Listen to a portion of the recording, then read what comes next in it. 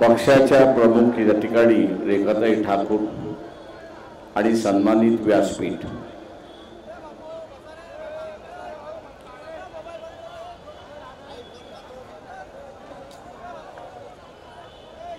जी घटना महाडला घडली, 27 ला घडली,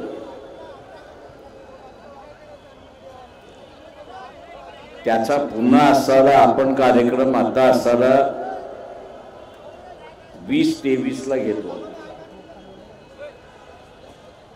4 वर्षानंतर 100 वर्ष होईल आणि तिथेच खऱ्या अर्थाने मी काय हे आपण लक्षात घेतलं.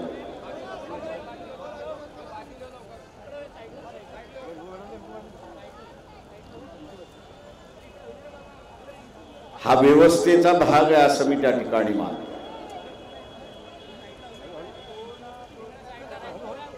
एका बाजूला मनूची व्यवस्था, अत्याचारी व्यवस्था आपण म्हणतो,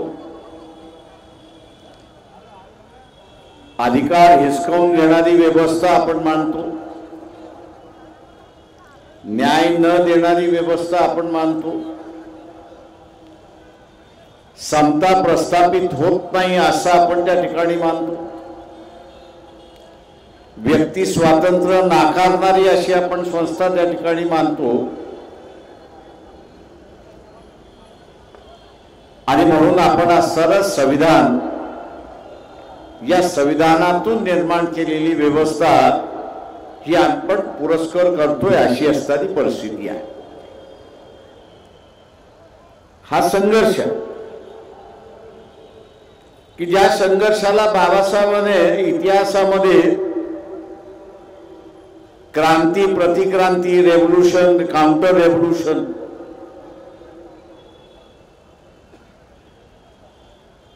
हा संघर्ष चालत राहिला. चार्वकाने केला, बुद्धाने केला, महावीराने केला, इथल्या संतांनी केला आणि आता आपण करतो. एक चिरंतन व्यवस्था आपण का निर्माण करू शकतो? खरा प्रश्न हा आहे.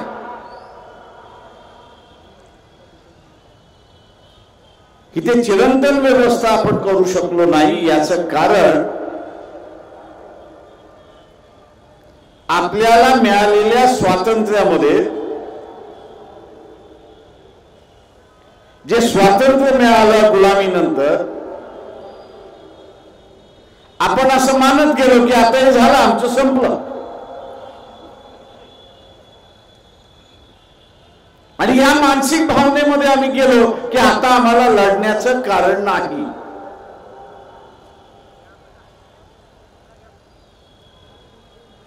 परंतु प्रत्येक पायरीवरती, पावलावरती,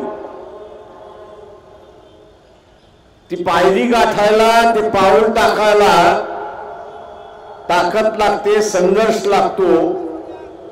आणि तो संघर्ष केला, ताकद लावली तरच आपण त्या पायरीवर पाऊल त्या ठिकाणी टाकू शकतो.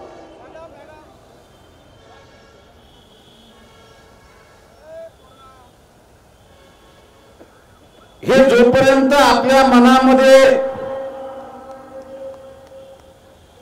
गिरवलेलं राहील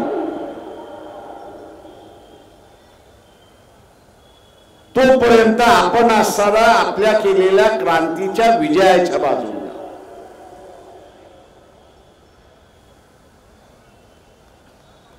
या क्रांतीच्या विजयाच्या बाजूने आपण जातो. ज्या क्षणाला आपण असणारा विसरलो त्या क्षणाला आपल्या विरोधातला जिंकताना आपल्याला त्या ठिकाणी दिसतो. आणि आज तीच परिस्थिती.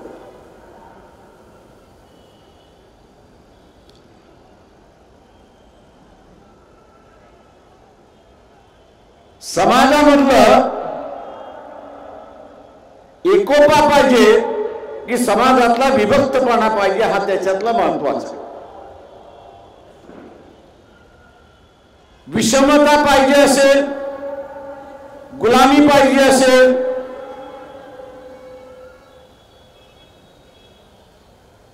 तर मग विभक्तपणा हा त्यातला आधार असतो हे आपण लक्षात घेतो.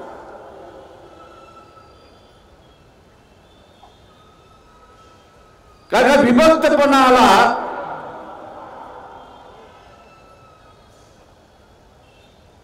की आपण एकमेकांबद्दल द्वेष करायला सुरुवात करतो, एकमेकांना असं डॉमिनेट करण्याचा प्रयत्न त्या ठिकाणी करतो आणि काही वेळेला मत्सरी त्या ठिकाणी करायला बघतो. अशी असणारी परिस्थिती.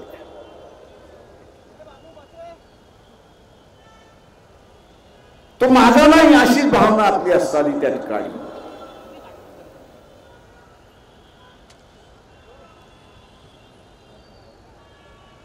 ही जी क्रांती आपण सुरुवात केली ती मानवतेची क्रांती सुरुवात. ते इथल्या मानवाला एकत्र करणं हे असणारं आपलं कार्य आहे.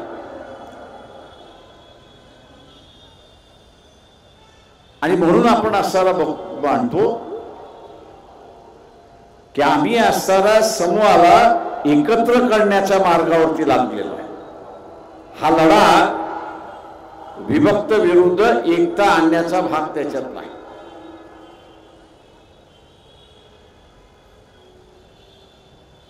आपण नेहमी म्हणतो इथला असणारा 1000, 1500, 2000, 4000 गुलामीमध्ये गेली आमची. पण का गेली? तर या विभक्तपणामुळे गेली. क्षत्रिय इथला राजा होता, तो हारला की उरलेले सगळे हारले. तो गुलाम झाला की उरलेले सगळे गुलाम झाले.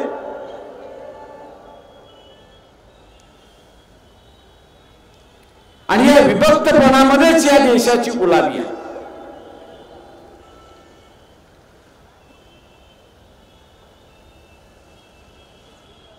आणि तोच खऱ्या अर्थाने मी असं मानतोय की या देशातला आत्ताचा लढा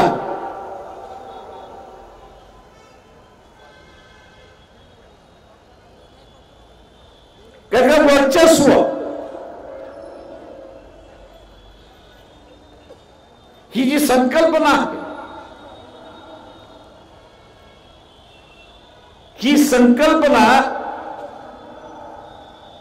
विभक्तामध्ये जन्माला येते.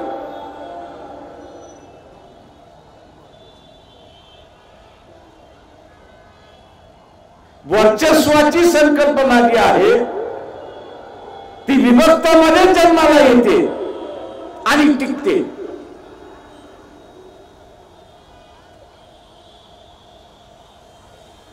जिथे संघटित राहण्याचा असणारा भाग आहे तिथे असणारा वर्चस्वाच्या कल्पनेला जागाच नाही. कारण का आम्ही बरोबरीचे आहोत असं त्या ठिकाणी मानतो.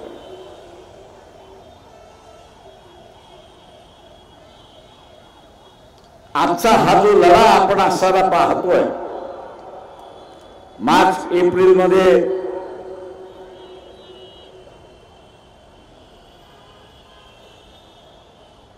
लोकसभेच्या निमित्ताने होणार, मनुस्मृती लागू झाली, ती मंदिरातून लागू झाली, देवळातून लागू झाली अशी असणारी परिस्थिती.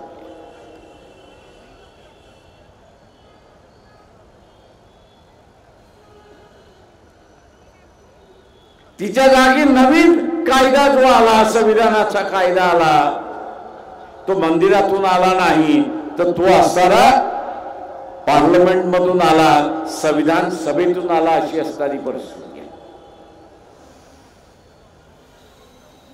सत्तेचं केंद्र बदललेलं आहे. पूर्वी मंदिर हे असणारा सत्तेचं केंद्र होतं.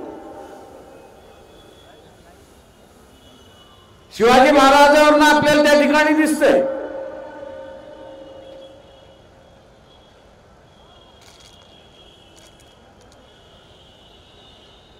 ते राजे होते पण मान्यता नव्हती.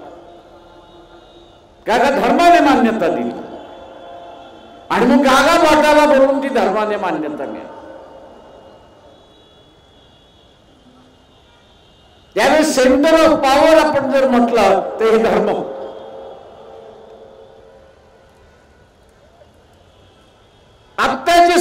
ऑफ पॉवर आहे, हे धर्म नाहीये, मंदिर नाहीये, मंदिर नाहीये, देवळं नाहीये. आता सेंटर ऑफ पॉवर जे आहे हे पार्लमेंट झालेलं आहे, हे आपण लक्षात घ्या.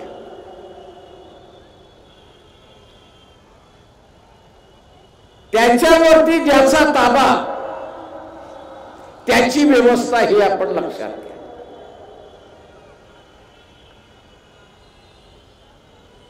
पार्लमेंटवरती ज्याचा ताबा,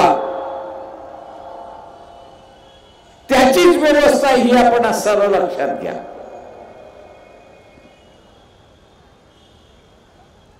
आणि म्हणून उलटून टाकलेली मनुची व्यवस्था ही आपल्याला कायम ठेवायची असेल तर हे पार्लमेंट आपण आपल्या ताब्यात ठेवलं पाहिजे, हे लक्षात ठेवलं पाहिजे. त्याच्यावरती जोपर्यंत आपल्या विचारांचा वर्चस्व आहे,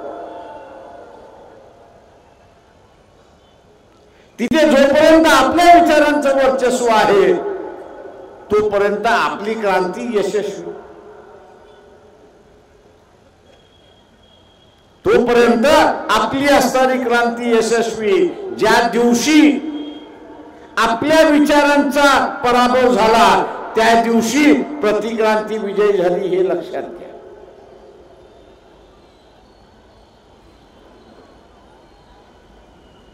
आणि म्हणून उद्याच्या असणाऱ्या कालावधीमध्ये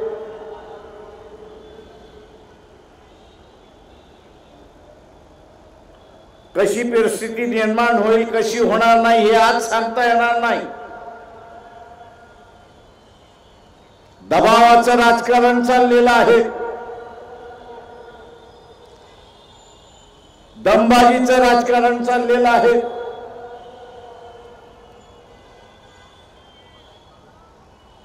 ब्लॅकमेलिंगचं राजकारण चाललेलं आहे.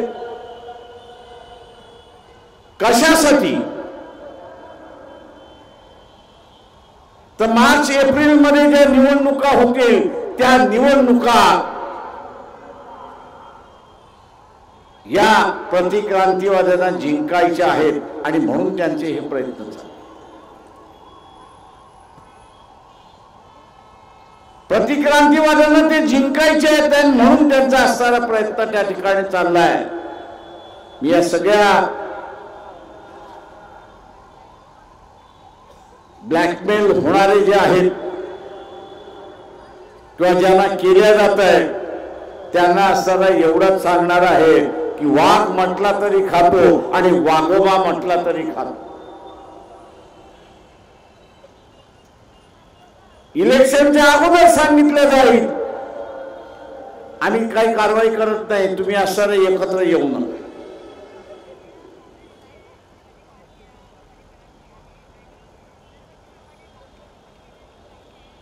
आम्ही इलेक्शनच्या अगोदर सांगते आम्ही काही कारवाई करत नाही, तुम्ही एकत्र येऊ नका.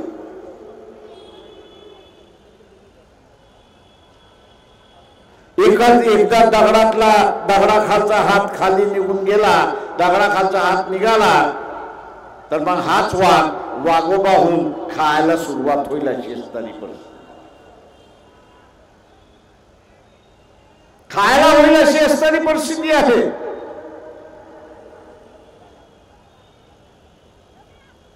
जी भूमिका वंचित आघाडी घेते, अरे बाबा आम्ही तुम्हाला मदत करायला निघालेलो आहोत,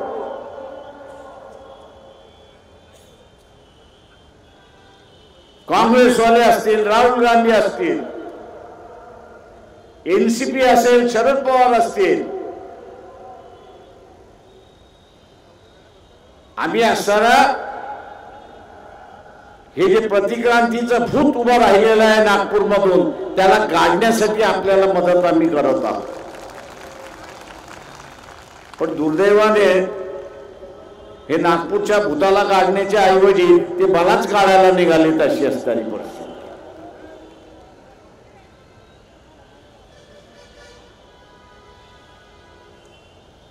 मग कधी मुसलमान शोधतात, कधी अमुक शोधतात.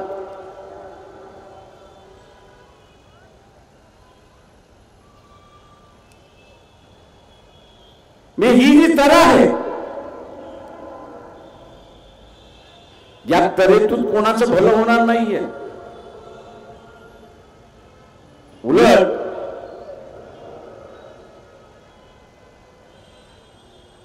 दोन 2024 नंतर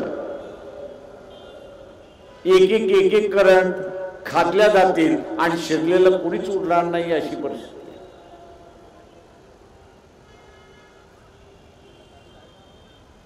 त्याचा जी काही नवीन व्यवस्था आहे ती काही आजची नाहीये.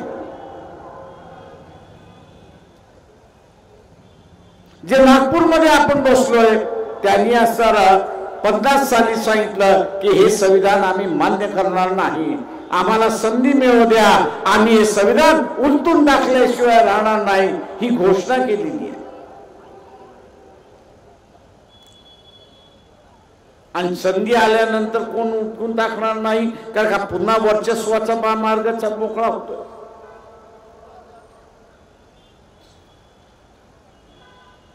आणि मग ज्या व्यवस्थेला बाबासाहेबांनी या ठिकाणी सिंबॉलिकली असताना महाडमध्ये दहन केलं आणि सांगितलं की आम्ही जाळून टाकले, याचा राग केलेला आहे,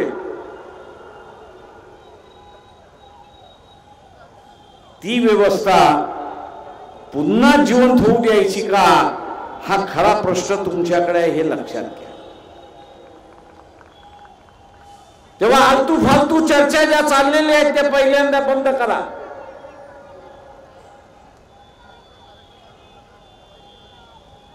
जो शिकलेला आहे, राखीव जागेवरती लागलेला आहे,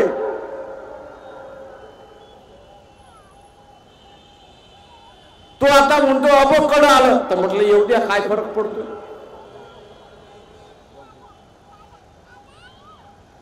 दुखतंय पण बोलता येत नाही. दुखतंय काय तर आपण खातला आता आपल्या पोराला मिळणार नाही.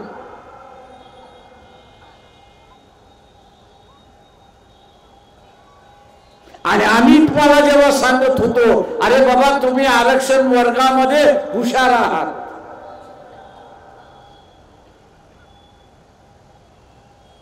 की तुम्ही आरक्षण वर्गामध्ये हुशार आहात, पण जनरल वर्गामध्ये तुम्ही पोचत नव्हतात, अशी असणारी परिस्थिती.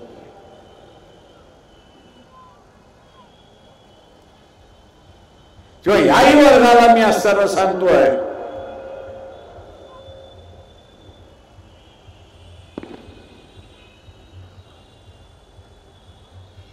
की सुरक्षा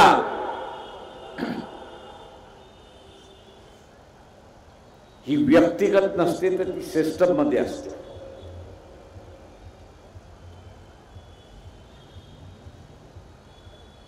जी सिस्टम मध्ये असते, सिस्टम टिकली तर आपण असताना सुरक्षित.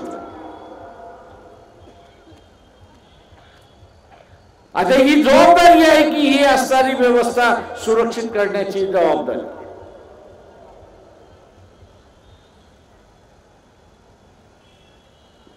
उद्या काय घडेल काय घडणार नाही हे सांगता येत नाही. कोण म्हणते मी 23 जागा लढेन, कोण म्हणते अमुक जागा लढेन. अरे आम्ही त्यांना म्हणतोय पहिल्यांदा जागा सोडा. मोदीचं भूत जे बसलेलं आहे ते पहिल्यांदा उतरवा.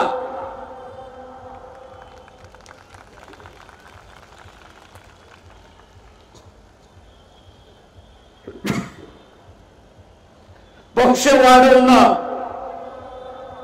हे सीटच्या जागेवर असं ठरतं. तुम्हाला पक्ष वाढवायचा आहे की मोदी घालवायचा आहे याचा पहिल्यांदा निर्णय करा. मोदी घालवायचा असेल तर 2-4 जागा कमी आल्या तरी चालतील, ही भूमिका असते.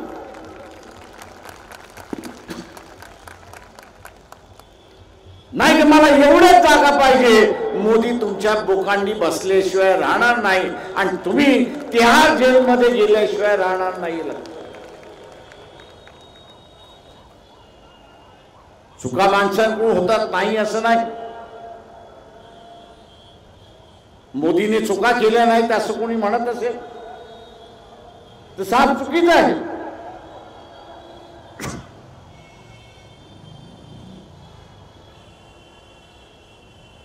उत्तर प्रदेशमध्ये 90 साली मी फिरत होतो.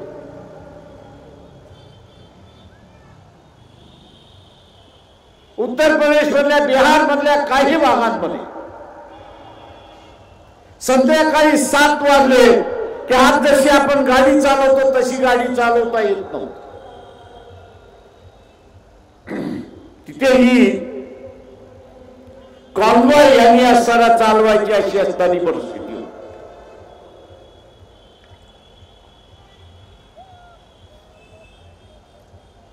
आणि तो कॉन्वॉय 10 गाड्यांचा असायचा. त्या पोलीस अधिकाऱ्याला एकदा मी विचारलं, अरे बा 10 कशाला, मलाही जायचं 11वी गाडी माझी. तो म्हटला, साहेब तुम्ही कोणी असाल, खासदार असाल, पण मी तुमची गाडी लावू शकत नाही. बघा, एका कॉन्वॉय मध्ये थांबायचं म्हटलं म्हणजे 1 तास लागला. म्हटलं आपल्याला दिल्लीला जायचं, 1 तास कमी होईल.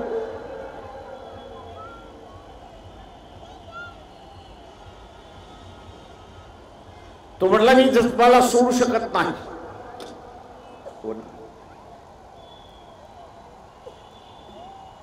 मी सोडू शकत नाही असं तो म्हणाला. आणि मी त्याला विचारलं का. तो म्हटला ही जी बंदूक आहे, या बंदुकीचा रेंज आहे. तो म्हटला 1 गाडी पुढे लागते आणि 1 गाडी पाठीमागे लागते. त्या एका गाडीमध्ये तो म्हटला 3 माणसं असतात. एक माणूस एकमेकाला चेहरा करून उभा असतो, बंदूक घेऊन उभा असतो. आणि दुसरे 2 जे आहेत, एकाचं तोंड या बाजूला आणि एकाचं तोंड या बाजूला.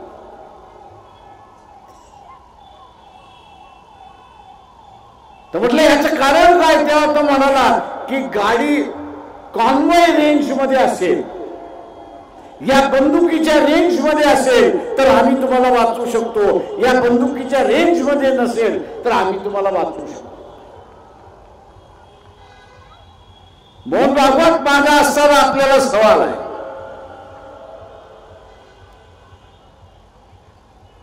ऐंशी गाड्यांचा असणारा ताफा हा मिलिटरीचा कॉन्वॉय होता. मोदी उत्तर देणार नाही, पण तुम्ही उत्तर द्या.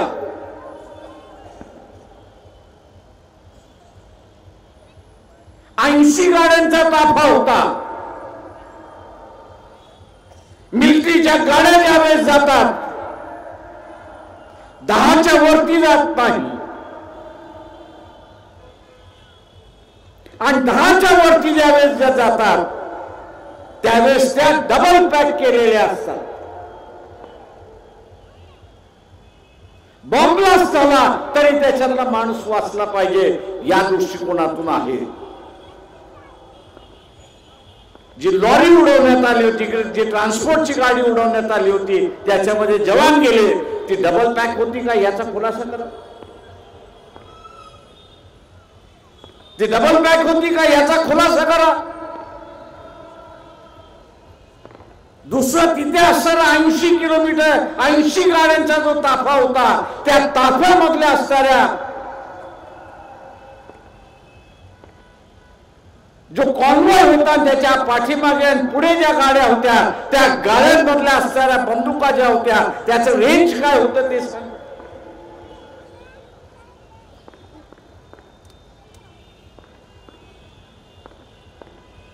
त्या 10 गाड्यांचा जर रेंज असता तर कदाचित त्या कॉन्वॉयला सुरक्षित देणारा पोलीस जो होता त्यांनी असणारा फायरिंग तरी केला, आणि येणाऱ्या ठोकणाऱ्या गाडीला त्या ड्रायव्हरला त्यांनी उडवलं असतं अशी परिस्थिती.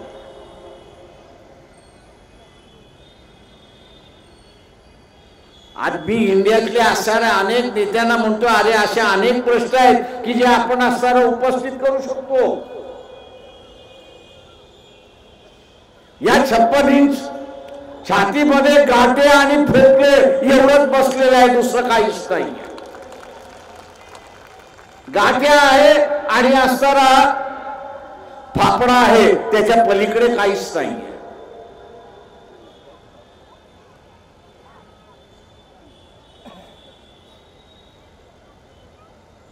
परंतु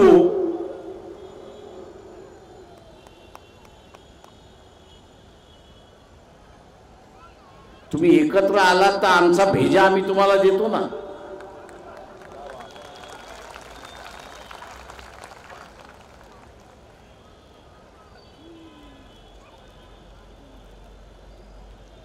नव्वद साली असताना मुंबईमध्ये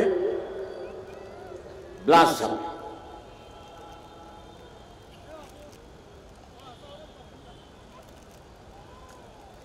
कोणी केला आपल्या सगळ्यांना माहिती आहे. आणि आता पुन्हा त्या दाऊदचं नाव घेऊन बातम्या यायला लागल्या.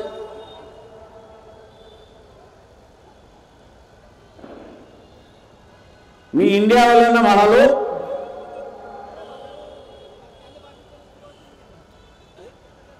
काही गोष्टी तुमच्या चुकलेल्या आहेत, तशा काही गोष्टी नागपूरकरांच्याही चुकलेल्या आहेत. त्यांनी बोट ठेवलं की तुम्ही बोट ठेवायला शिका. घाबरताय कशासाठी?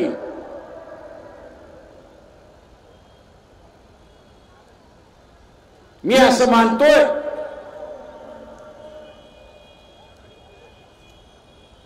की हा जो संघर्ष आहे,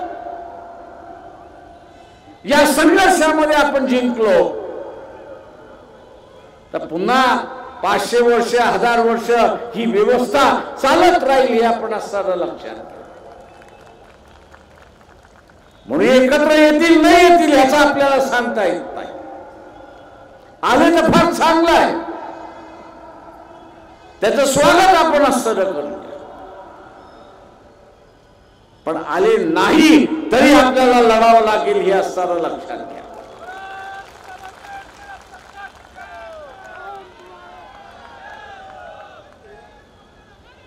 आणि ते लढायचं असेल तर आजपासून आपण ठरवलं पाहिजे.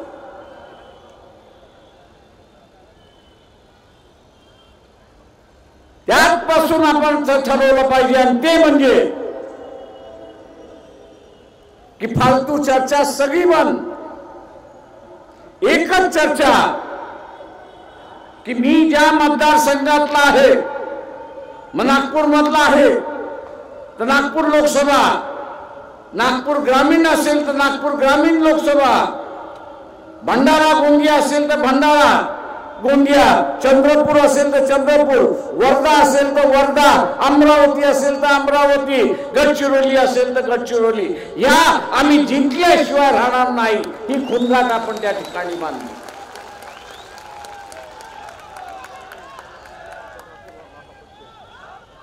आणि ती ताकद आहे आपल्याकडे, नाही असं नाही.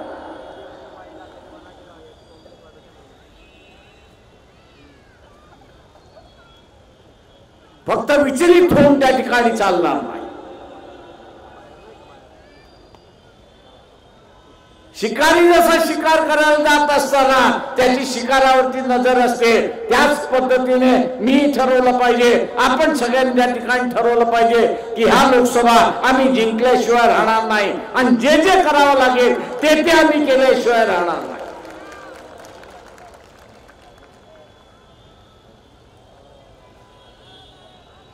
आणि ते जिंकायचं असेल तर पहिल्यांदा आपण लक्षात घ्या की जे बूथ आहे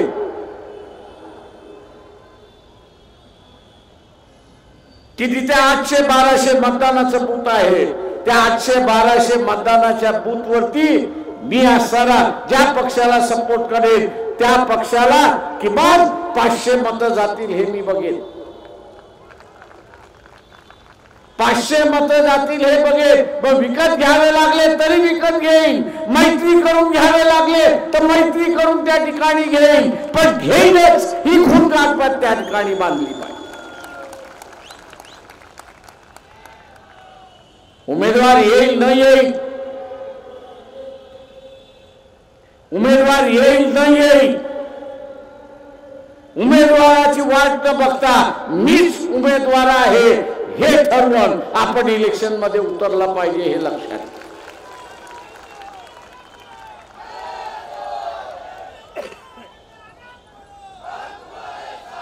आणि म्हणून ही जी ज्योत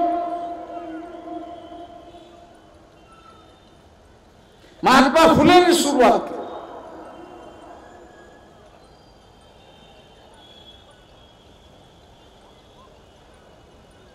ती कायम पेटत राहिली पाहिजे, ती जिवंत राहिली पाहिजे, ही आपली असणारी जबाबदारी. मनूला उलटून लावण्याचं कामकाज हे पूर्णपणे शाहू महाराज आहेत, बाबासाहेब आहेत यांनी केलेलं आहे. आणि म्हणून आपण फुले शाहू आंबेडकर वाद असं म्हणतो. हा वाद जोपर्यंत जिवंत आहे तोपर्यंत आपली क्रांती जिवंत आहे, हे लक्षात घ्या.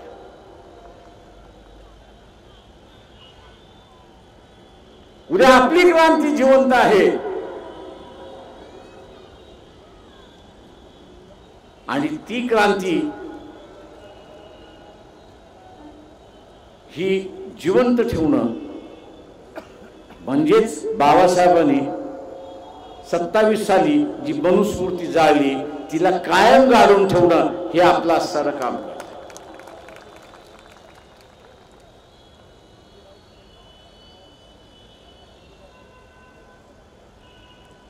तिथलं राजकारण आपण असणारं पाहिजे.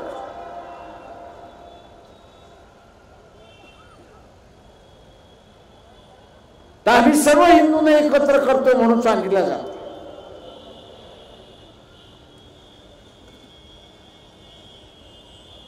परंतु हिंदूमध्येच आरक्षणाच्या नावाने भांडणं सुरू होतं. मराठा ओबीसीच्या विरोधात उभा राहील, धनगर असेल, कोळी असेल, माधव कोळी असेल, हा आदिवासीच्या विरोधात उभा राहिला.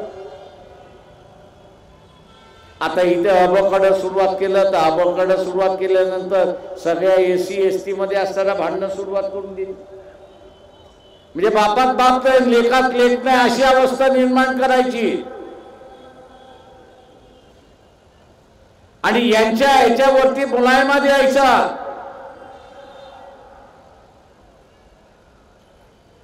आणि तो म्हणजे अँटी मुस्लिम मुलायमा देऊन मोकळा व्हायचा.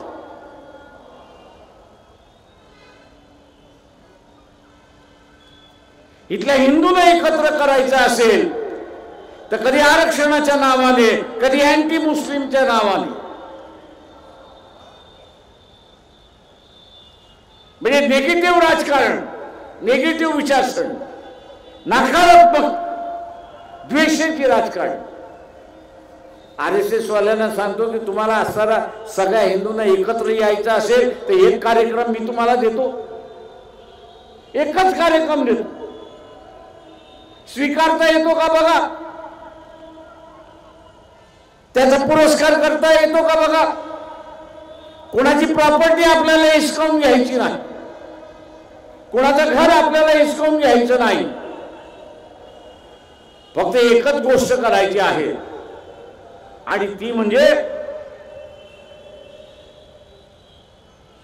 एक हिंदू थिओलॉजिकल युनिव्हर्सिटी उभी करायची.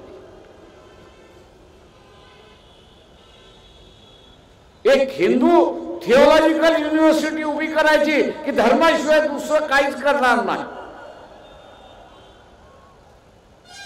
आणि दुसऱ्या बाजूला कायदा करायचा आहे, तो म्हणजे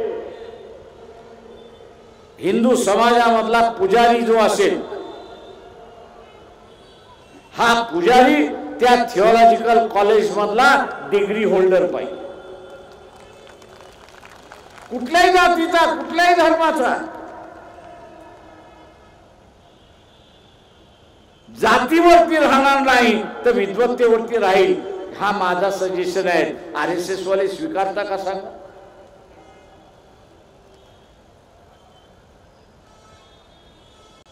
आपण कोणाला प्रॉपर्टी हिसकावून घेण्याचं म्हणत नाही.